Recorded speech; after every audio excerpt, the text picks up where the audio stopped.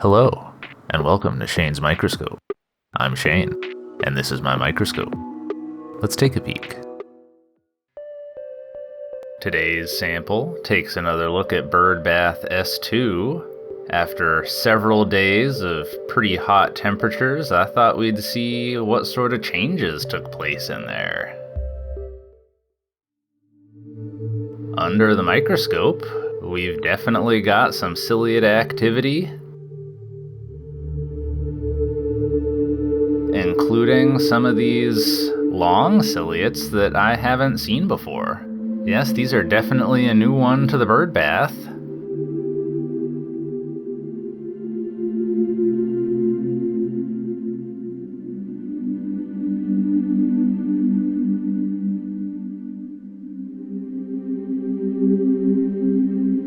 They're a little bit difficult to follow here, but I believe these to be of the order Pleurostomatida. That comes from the Greek pleura for side and stoma for mouth. And since it's a bit difficult to follow, I figured I'd just show you a couple of still shots here. There's one of the smaller ones. And it looks like the diatoms are still going strong.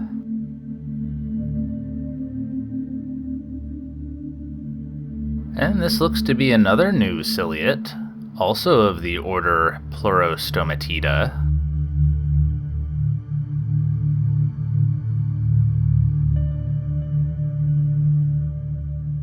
Oh, and it looks like we've got some Cenedesmacea here. That comes from the Greek skene, tent, and desmos, bond. Well, I believe that this new ciliate may specifically be of the genus Acinaria, which comes from the Latin acinus for grape or grapestone.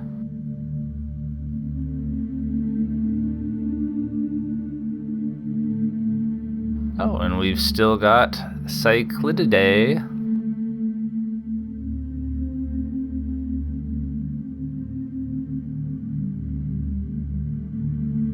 Oh hey, look at this! We've got a hypotrich! Specifically, this looks to be of the family Oxytrichidae, oxytrich being Greek for sharp hair.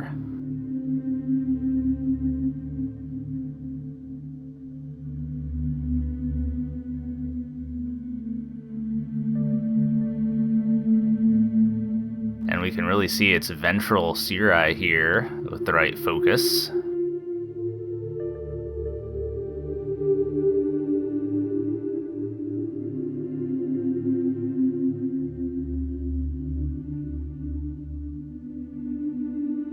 It looks to me like it's got a little diatom stuck to it.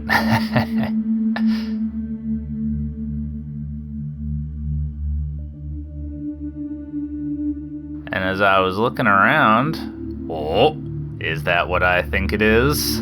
It's definitely a paratrich, and that stalk is looking pretty clear.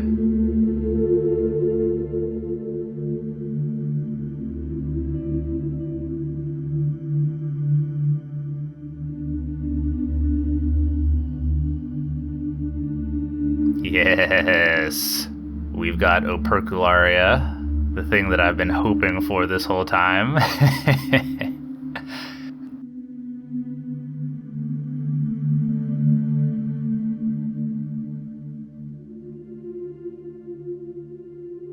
Well, I wonder if this is why the Vorticella disappeared, if conditions became too harsh for them.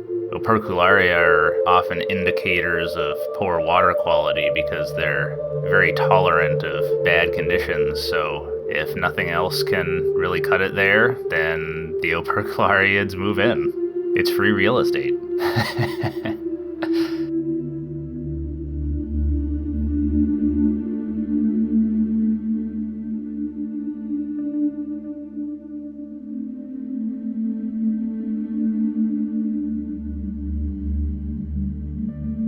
Using some oblique illumination, we can really see those pellicular striations, those lines on its skin.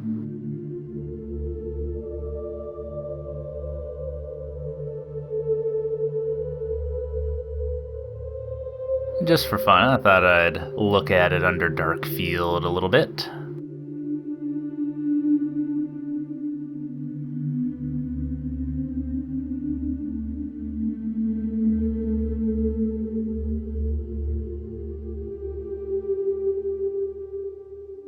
And oh, seems like the operculariids have really moved in. Nice.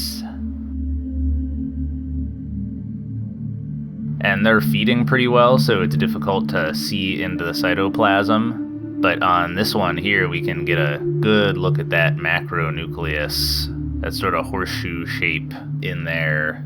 That really helps to clinch the identification at opercularia.